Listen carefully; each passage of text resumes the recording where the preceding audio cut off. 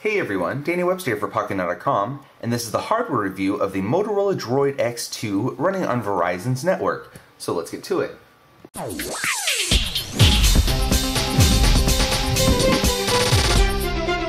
So the dimensions of the Droid X2 is 127.5 millimeters in height, 65.5 millimeters in width, and 9.9 millimeters in thickness. The device also weighs 155 grams. Some preliminary specs is we have a 1 GHz dual-core Tegra 2 processor along with 512 megabytes of RAM and 8 gigabytes of internal storage. This device also has a microSD card pre-installed, which is an 8 gigabyte card that it comes with, which is expandable up to 32 gigabytes. The screen is a 4.3 inch QHD resolution, so that's 540 across by 960 in height pixel resolution. It's also behind a glass capacitive multi-touch digitizer. On the top of the device we have our light sensor, a proximity sensor. We also have a notification LED and our earphone speaker right here, which we can use to listen in on conversations. We have a Motorola emblem.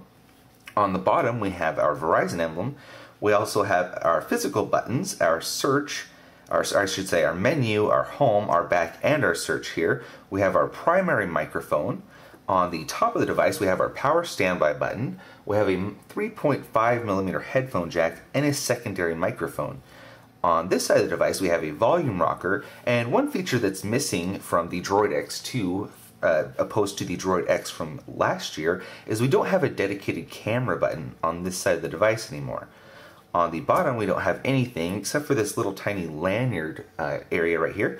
We have on this side we have our micro HDMI cable port, which is able to broadcast up to 1080p resolution to an HD television or monitor. And we also have our micro USB 2.0 port for charging and syncing. On the back, we have our 8.1 megapixel camera, which is capable of recording up to 720p video resolution, and it also has a dual LED flash. Over here, we have another microphone, which is kind of odd, a third microphone for probably really advanced noise cancellation conversations. We have our speaker here for our speakerphone or media playback. Behind the battery cover, which is made of metal, and the entire device is a sort of a metal and this rubberized grippy material, which feels really good in hand, so we'll just get out of this.